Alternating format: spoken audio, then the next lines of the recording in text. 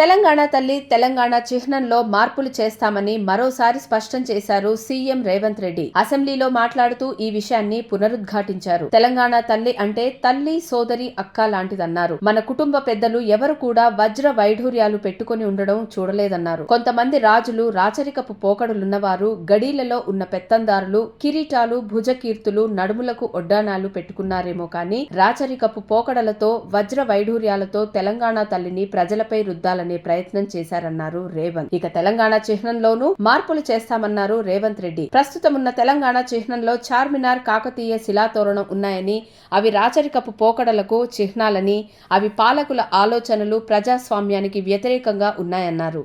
వాటిలో రాజతర్పాలు ఉట్టి పడుతున్నాయన్నారు రేవంత్ రెడ్డి. గులాములు, వెట్టి చాకిరికి అవి ప్రతిరూపాలన్నారు రేవంత్.